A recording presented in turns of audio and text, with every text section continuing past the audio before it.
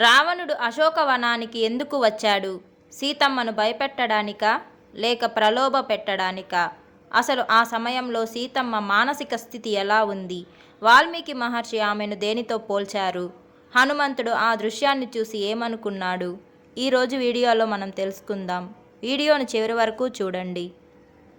అప్పుడు దోషరహితము ఉత్తమమగు నడుము కలదియగు రాజపుత్రి సీత చక్కని రూపము యవ్వనంతో కూడినవాడును మేలైన ఆభరణములు దాల్చినవాడును అగు రాక్షసరాజు రావణ్ణు చూచెను.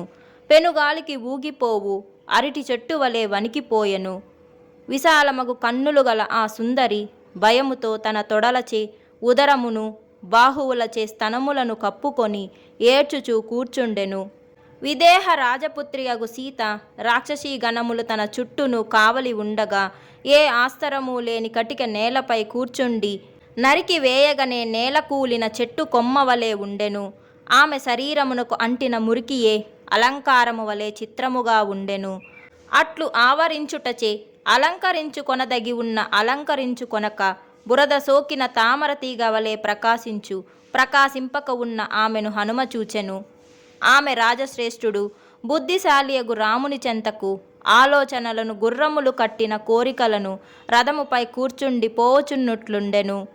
రామ వియోగ దుఃఖముచే వాడిపోవచ్చు విలపించుచు ఒంటరి అయి రామున్నే ధ్యానించుచు ఆయనకై శోకించుచు రామునినే అనుసరించుచున్న ఆమె దుఃఖమునకు అంతు లేకుండెను.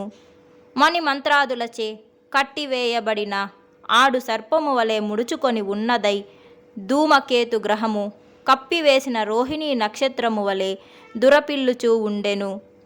దృఢమగు స్వభావము కలిగి సమయాచారముతో నొప్పుచు యజ్ఞాది ధర్మ ప్రధానమగు సదాచారము గల వంశమున పుట్టినదై పిదప వివాహ రూపమగు సంస్కారమును పొంది ఆ సంస్కారము ద్వారా దుష్టవంశమున మరలా పుట్టినదై వలె నుండెను.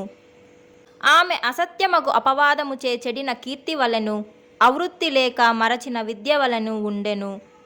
ఆమె క్షీణించిన మహాకీర్తి వలెను అవమానింపబడిన శ్రద్ధ వలెను స్వల్పమగు పూజా ద్రవ్యములతో కూడిన పూజ వలెను భగ్నమైన ఆశల వలెను ఉండెను. ఆమె తరిగిన ధనలాభము వలెను నిరోధించబడిన ఆజ్ఞ వలెను ఉత్పాత సమయమున మండుచున్న దిశ వలెను అపహరింపబడిన పూజా ద్రవ్యము వలెను ఉండెను. మరియు ఆమె మంచు పడుటచే నశించిన తామర తీగ వలెను సూర్యులు నశించిన సేన వలెను చీకట్లు ముంచెత్తిన వెలుగు వలెను నీరు లేక సన్నబడుచున్న నది వలెను ఉండెను. ఆమె తాకదగిన వస్తువులచే మైలపడిన యజ్ఞ వేదిక వలెను చల్లారిన అగ్ని జ్వాల వలెను రాహువు మింగిన చంద్రమండలము గల పున్నమ రాత్రి వలెను ఉండెను. ఏనుగు తన తొండముతో ఆకులను పద్మములను పీకివేసి పక్షులను భయపెట్టి కలిచివేయగా ఆకులమైన తామర కొలను వలె ఆమె కనిపించెను. ఆమె పతి వియోగ దుఃఖముచే పీడింపబడుచు వేరొక జలాశయమునకు నీరు మల్చుటచే శుష్కించిన నది వలనే ఉండెను. శ్రేష్టమగు శరీర సంస్కారము లేక కృష్ణపక్ష రాత్రి వలె ఉండెను.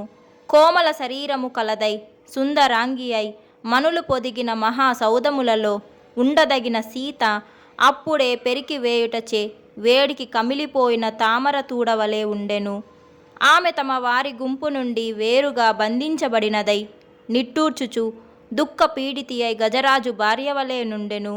ఆమె పొడవైన నల్లని ఎంటి జడదాల్చి శరత్కాలమున నల్లని వృక్షముల వరుసచే అప్రయత్నముగనే శోభిల్లు భూమి వలె ఉండెను.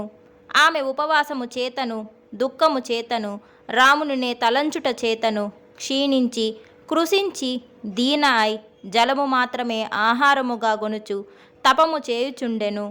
ఆమె దుఃఖ పీడితి అయి తన మనస్సులో రాముడు వచ్చి రావణుణ్ణి పరాభవించవలనని అంజలి ఘటించి దేవతను ప్రార్థించుచున్నది వలె ఉండెను. ఆమె అట్లు రాక్షసుని బారి నుండి నన్నెవరు కాపాడుదురా అని చూచుచు విలపించుచుండెను. ఏ వంకయు లేక చక్కని కనురెప్పలు కొనలయం దెర్రనై నడుచు తెల్లనైన విశాల నేత్రములు గలదై రాముని యందే మనసు నిలిపి ఉన్న ఆమెను రావణుడు మంచి మాటలతో లొంగదీసుకుని ప్రయత్నం చేసెను. ఇట్లు వాల్మీకి మహర్షి రచించిన శ్రీమద్ రామాయణమున సుందరకాండమున 19వ సర్గము. రావణుడు సీతమ్మను లొంగదీసుకోవాలని చూస్తున్నాడు. కానీ సీతమ్మ మాత్రం తన మనసును రాముడి పాదాల దగ్గరే ఉంచింది. మరి రావణుడు ఆమెతో ఏం మాట్లాడాడు, సీతమ్మ అతడికి ఎలాంటి సమాధానం ఇచ్చింది అనేది మనం తర్వాత వీడియోలో చూద్దాం.